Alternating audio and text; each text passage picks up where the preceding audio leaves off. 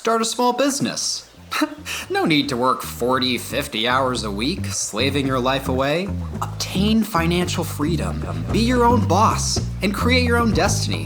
Moguls are the new superstars. The path to country club membership and a leased Mercedes-Benz is paved in gold as you take your business trips to Orlando or Vegas. Validation from your in-laws is just an LLC and Facebook business page away. At least, that's what they tell you anyways. Through social media, websites, and targeted ads, you're sold an image. Small business owners seem to walk on water. You'd think you're the last person on earth working a regular job with a regular boss. But there's trouble in paradise, and its name is in over your head. People start looking to start their own business, don't know what they don't know. But that's why we started our Small Business Confidential podcast, to share what we've learned from years of experience. There's not a lot of people in on this, so remember, dear podcast listeners, you heard it here first, off the record, on the QT, and very hush-hush. Hey everyone, it's Brook Reilly. I'm here with A'marri. Hey Brook. Happy New Year. Happy New Year, everybody. Podcast audience. How you doing today? I'm good. It's Got your Alani? got my Alani, fighting the cold. Just powering through. Like the weather? Yeah. Well, the Alani's cold too, but the weather's colder. You know it's cold out when you look at your watch and you're unsure if you're reading the temperature number or the date. Yeah, right. Today's the 9th, and I was like, is it Thursday the 9th or something? Right. These are those like dog days of winter where there's no holiday, it's cold, it's dark. Yep. Which is always a good time, in my opinion, to kind of reflect on your year, start planning goals for the new year, whether it's personally in your business. So that's our topic. Yeah. I thought that'd be a good kind of thing to touch on at the beginning of the year. As people, I don't know if people still set goals. I know I do. I try to keep it pretty specific. Not some grand, thing that seems unattainable. Right. Something that's, simple, easy to read, easy to follow. Yeah. So how do you set goals? Do you set goals? Is that something that... Well, I would say I set goals. I would say I've gotten a lot better recently because I think a lot of them used to just be wishes. They were more like there was a lot of wishful thinking in these goals, and it was just kind of like these vague things. I want this to happen. I want this to happen. And it's like, okay, well, what steps are you going to take to get there? How are you going to measure that over time? Like none of that was really there for most of my life. So a big thing that I think about now with goal setting is what goals did I have last year and what got in the way? What changed? What stopped me? It's like that old thing about gym memberships going up in January every year. Same in February. Yeah. And it's just like the same level of cancellations in February. So yeah, definitely a lot of reflection because to move forward, I think you have to have a clear understanding about the past, and it's not about beating yourself up or anything. It's just about what happened. What's the facts? How do I want to move forward? So yeah, I think losing weight is probably if I had to guess, probably the most common goal for a lot of people. Right. And it's a great example of what you just talked about, in my opinion. When you want to lose weight, at the end of the day, you got to know your numbers. Right. You got to know how much you're eating, how much you're exercising. Right. That's really it. Yeah. If you don't know that, if you don't have your data, right, you're not going to reach your goal. Right. So it's looking at, let's say you've got a goal to lose 20 pounds. Start doing some research. Start wearing an Apple Watch, wear a Fitbit, see how many steps you're taking in. Right. Use MyFitnessPal, track everything that you're eating. Right. And I think honestly, if you've never done that, or if you step on the scale and you thought you weighed 175 and you weigh 195, if you're honest with what you're tracking on your food, you're going to be surprised at those kind of hidden calories. So I guess I don't want to talk about losing weight in a small business podcast. My point is, it's a great example of, if you've got a goal, you better have a plan. Right. And you better know what you have to do. And if you don't know what you need to do, you need to talk to someone who does. Right. Like, I ran into that with someone, in my life, where this person had this goal and she couldn't find a solution. And all she was doing was she was just complaining about her situation. And it finally got to the point where I was like, I don't know how to help you here. Right. I don't know how to reach that goal. Right. But I bet you can find someone who you can pay to be like, here's your problem, here's your solution, here's your plan. Right. So just finding that solution. And if it's really a goal that you want to attain, I don't know about you, but with me, if I want to do something, I'm going to fucking do it. Right. I'll find a way to do it. Right. That can be a good thing. Sometimes that can be a bad thing. Right. But having that drive to reach your goal. And I think another big thing too, and you touched on this in the gym memberships, right? It's so easy to stay on track on the days that you want to do it. Right. The days that you don't want to do it are the most important days. Right. Right. So I don't know if, I have no problem talking about this. I've been sober I'll have 12 years in October. It's really easy to go to a meeting and stay sober when it's a day where you're feeling good. Right. But when you've got your home group on a Tuesday night, and you're running on 3 hours of sleep because you have a baby, that is the last place I want to go. Right. But I've just been conditioned through my support group to be like, the days you don't want to go are the most important days. Right. So the days you don't want to go to the gym, that's a little test. Yeah. That's that's some, that's the universe. That's something being like, all right, you want to reach this goal? Right. You going to go now? Right. You going to go for a run when it's 18 degrees outside? Right. Let's say you've got a goal to save $1,000 a month. Your friends say, hey, got tickets to go see Kendrick Lamar at the Rocket Mortgage. Right. Tickets are $800. No, Right. I got a goal to do that. So it's there's always these things that are going to be standing in your way. And Right. I don't know, I'm a big believer that it's easy to reach your goal and do the things you're supposed to do on days that you want to do it. Yeah. But it's the days where you don't want to do shit. Yeah. That's when you need to be that's where that mental discipline just really kicks in. And some people have it. Yeah. And some people don't. Right. So. And I think touching on something you said before about when you have something you really want to do, you're going to do it. It's everyone, I think, has to have their non-negotiables. This is non-negotiable. Being sober, the diet, whatever it is for you that's really crucial, because that's going to affect your quality of life across the board. Yeah. You got to have that. I do think there are ways to be creative and flexible in some goals, because if you're measuring the correct way, you're going to find a realistic goal. Because you could say, oh, my non-negotiable is I'm down 50 pounds by the end of the month, but how realistic is that? Yeah. Or I want to go to the gym 5 times a week, 6 times a week. It's okay, well, look at the other elements of your life. Are you able to carve out time for that? It's for me, I have a gym goal of at least 3 times a week. That's my bare minimum.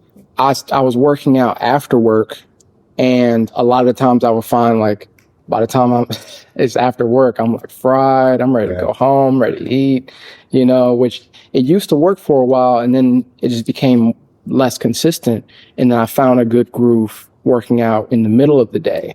So instead of eating lunch, I'm just going to hit the treadmill, do some weightlifting, nothing too intense, since I don't eat a lot during the day, but then I became much more consistent in that. So it's not necessarily me changing my goal, but it's finding, like you were saying, a different solution to get there and adjusting to where some progress is better than no progress. You're measuring so you can see how much did I do, how much did I gain, or how much whatever, and then why, and then what can I do about the why? Yeah. Instead of just making it an excuse. Oh, I got this, I got that, I'm tired from work. Because now you're just getting into excuse and you're never going to reach that goal. But when you look at that as a challenge to say, okay, well, I have to think about this differently. Now there's some creative energy to actually meet those goals. Yeah. So. No, I remember when, I think that's so spot on. Do your goals fit like your current lifestyle? Now, if your lifestyle is so bad that like you need to complete like reset the battery, then you're just going to be uncomfortable for a couple months and just adjust to your new kind of way of life. Like when I was getting sober, those first 3 months I felt literally like I was like 5 years old. Right. Because I was like just so used to doing things a certain way. And it's like my sponsor, he's like, you just have to be prepared that you're going to be really awkward. It's going to be really uncomfortable. Right. But if you just keep doing what you're supposed to do, just keep stacking these wins. Right. You're going to get to a point where you're going to go over that hill. Yeah. But you have to kind of go through that major adversity. Right. But if you don't need that, if you don't need a complete reset, I think find whatever your goal is, finding a way to fit it into your current lifestyle is a great way to make sure that you're going to be successful. Right. Right. It's like, if I want to tell myself I want to eat healthier and I hate vegetables, maybe sticking to a diet of only vegetables isn't the best approach. Right. So maybe it's like, hey, you know what? I got to eat some vegetables. So I'm going to make sure I've got a small salad every night. Right. Along with, chicken, some rice, some pasta. Right. So it's not kind of reaching for the moon, but you're still planning for success as best you can with these goals. And as someone I'm in my late 20s, I'm 27. I remember being in my early 20s and people would talk about a 5-year plan, and I would just be like, you're talking about another lifetime. I have no idea what I'm going to be doing in 5 hours, let alone 5 years. Yeah. But now, the moon for me would be I want to own at least a few properties. I want to own my home and have the whatever modifications and whatever things that I want there. And it's that can be the moon. Is that going to happen necessarily this year? Doesn't have to be this year. Right now, the goal can just be saving up, getting my credit together, creating specific numbers and real goals for that for the year. And then the next year can be the same thing. And so the moon might be in 15 years, the moon might be there. That might be realistic, but you also have to look at the time, because trying to accomplish the moon in 1 year, this is my year, 2025, is only going to set you up for failure. It's a lot of steps, and you don't have to be so fixated on it. But when you set those long-term goals, that helps you work backwards and dictate the everyday. And then if you're measuring out, sticking with the plan, you'll start to see that reality getting closer. It might not be right there in your hands, and that's no reason to get frustrated, but at least you're getting closer.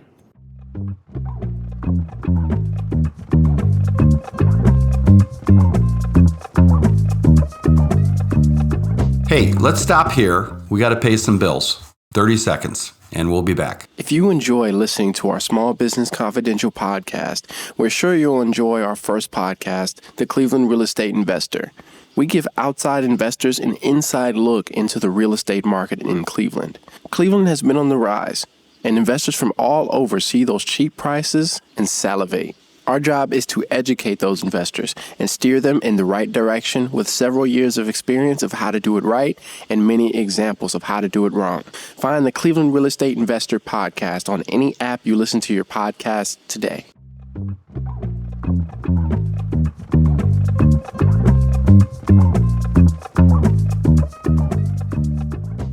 think too, it's recognizing that like the universe, the world really doesn't give a shit what your plan is. Right. So if there's an opportunity, like that whole example I gave of going to the concert that cost $800. Right. If that's once in a lifetime and your goal is to save $1,000 a month and this is going to cost you $800, then maybe you adapt, but screw it. I deserve this. I'm going next month. I'm going to save $1,500. Right. I'll make it back, but this is once in a lifetime. Right. Right. So if you've got a goal and an opportunity presents itself a couple months down the road, a year, where it's like, I might not be like ready, but I feel confident. I've got mentors that I can lean on. Right. I'm going to make this happen. Right. Like when I bought my first house, I think I was your age. Oh, shit. And I was like, I can't do this. There's no way I can do this. And, you know, they make buying a house seem like you're going to the moon. Yeah. And at the end of the day, I remember I was talking to my rep at my bank, super nice guy.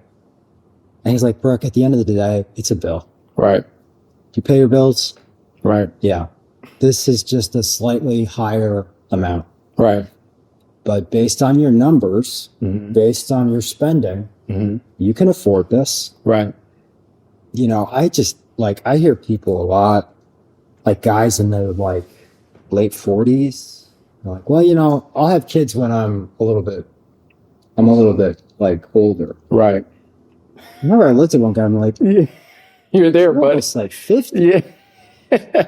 Like, unless you've got like a 20-year-old, like, you know, I mean, what, like, It's a Leo DiCaprio time. yeah, it's like, you know, some people just, that they'll keep pushing the can down the field. Yeah. You know, whether that's wanting to buy a house, whether that's want to start a family, whether that's want to, you know, lose weight, whatever. Right. They'll keep pushing that can down. Yeah. They'll find excuses. Right. That's very If true. you've got a goal, like, make it happen. Right. If it's that important to you, like, you'll find a way. Yeah. You know, like, I remember, and this is such a good example, and I have no problem sharing this. When I was drinking, it was a blizzard outside. I mean, you think this is cold. I mean, I had barely any gas. I was driving like a Honda Civic, and there was a party like half an hour away. I had no money, but I needed to drink. Right. I found a way to get there. Yeah. You know? And then on like the healthier side, when I was trying to like clean up and lose weight, this was like, I don't know, 8 years ago. I remember I was doing gutter cleaning. I made a goal. I was like, I'm working out every day. Every day, whether it's a run, lifting. And I was disciplined. Right. But I remember I got home, it was like 8 o'clock. I don't know if anyone listening has done gutter cleaning, but when you've been gutter cleaning for 3 days straight, I could have said, well, that's a workout. Yeah. It is a workout. I mean, you're lifting ladders Right. around. But I found a way. The gym was closed. I was like, screw it. I went in the garage, did a bunch of burpees, some push-ups. You know, so it's like, if the goal is that important to you, you're going to find a way. Right. But it's about being disciplined on the days that you don't want to do it. Right. That's the key. That is like the make or break thing. Like when we quit smoking, that might have been like one of the hardest things Yeah. I've ever done. Yeah. And I've quit other stuff. Yeah. That was like my friends in sobriety, they told me, and I should not have asked. Stupid me. They're like, because I'm thinking, hey, you quit drugs, you quit alcohol, Right. Full smoke. nicotine, Right. no biggie. Right. And they looked at me and they're like, dude, it sucks. Yeah. It's harder. Right. And I was like, they don't know. Right. They don't know. 3 days in, I was like, this is F this. Yeah. Like, but you just kind of have to tell yourself, again, it's like, you got to climb that hill. Right. it's going to get to a point. You just say, hey, grab some lollipops, grab some sunflower seeds, grab some gum. Yeah. You know, but I knew, having gone through like setting goals and other stuff, I knew that you just have to be mindful of the days that you don't want to do it. Right. And there are some good moments, and there are some moments where my wife was like, you need to like just chill out, man. Yeah. You know, I was acting like a child. Yeah. But haven't smoked since last October. Yeah. So.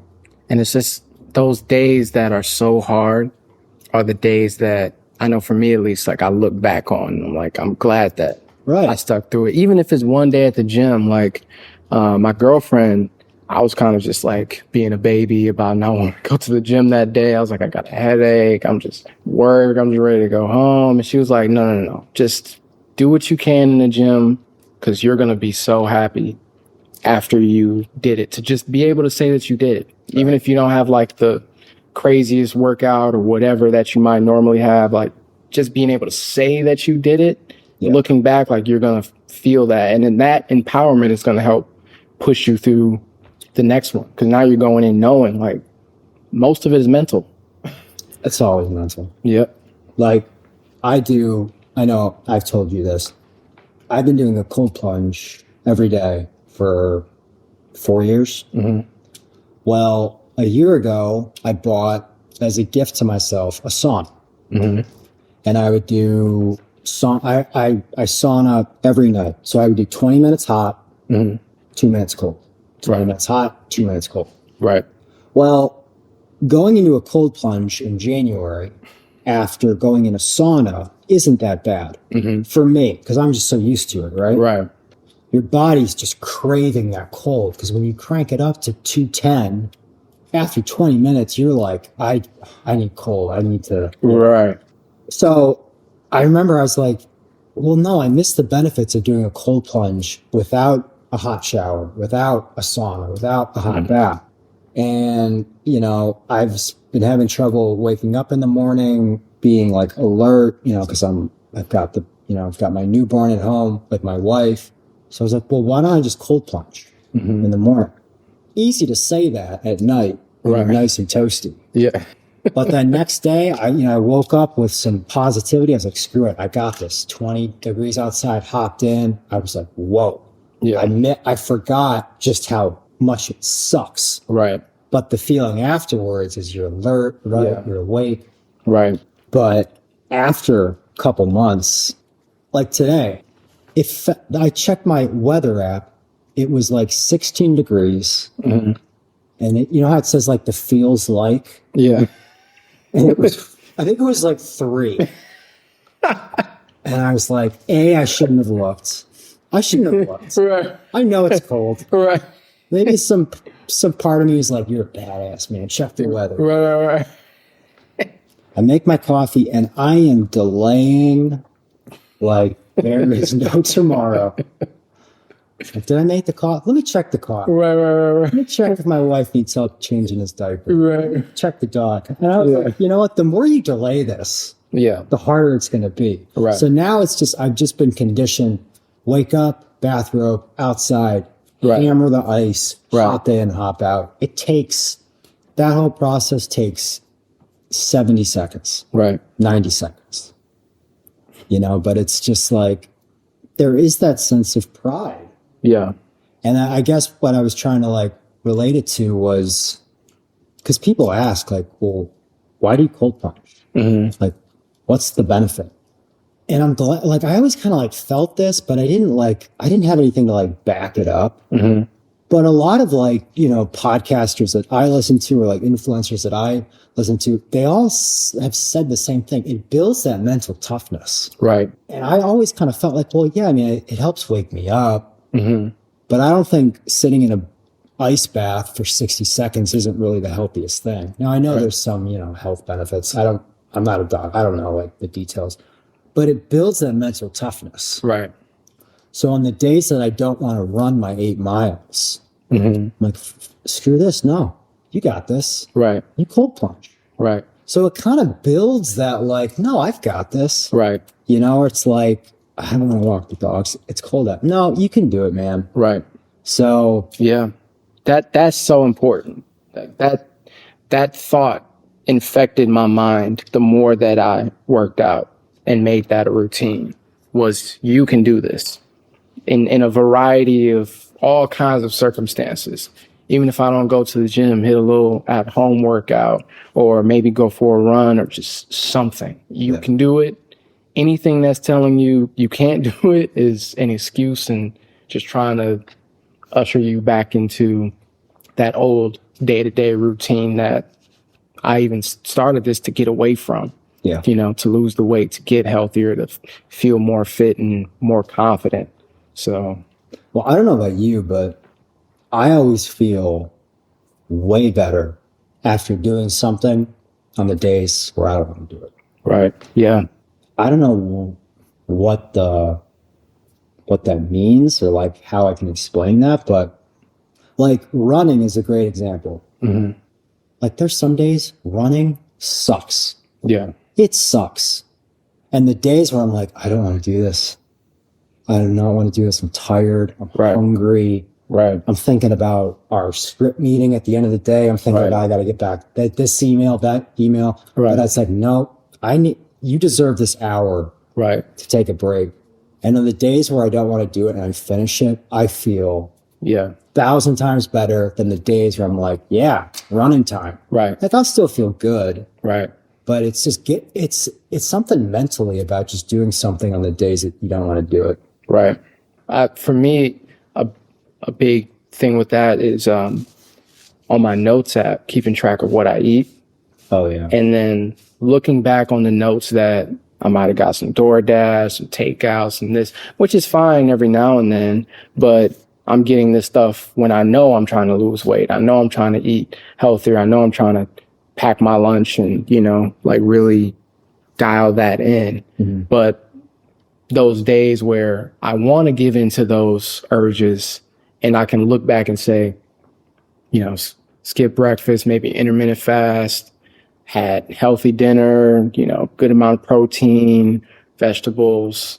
And then I'm just racking up those notes where I can just look back and be like, yeah, I'm building that momentum. It's just inspiring for me because it's like change, like Mike says all the time, like change is possible.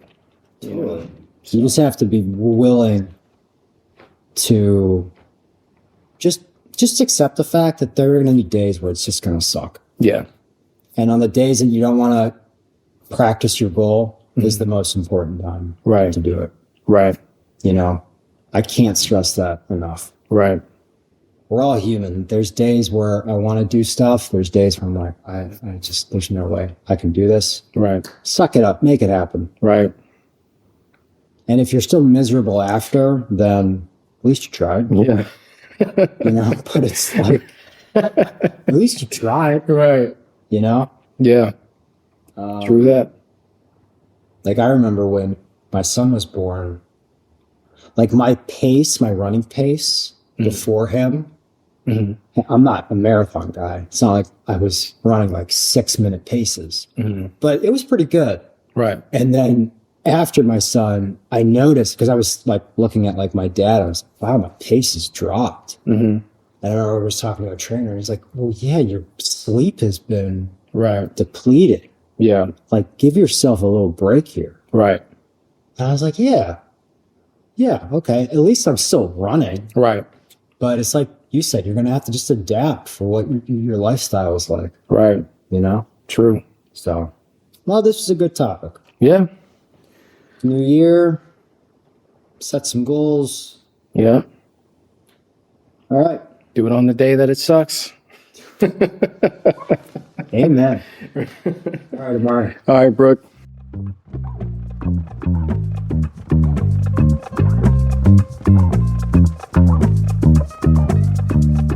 Thank you for listening to The Small Business Confidential. To support, please follow us on Instagram, Facebook, YouTube, and Twitter. Also add our podcast to your favorite streaming services. Everything is appreciated, and we'll be back soon with another episode and upload schedule. The person voicing the intro's name is Travis Reilly. Thank you, Travis. And the music was done by our engineer, me, A'marri.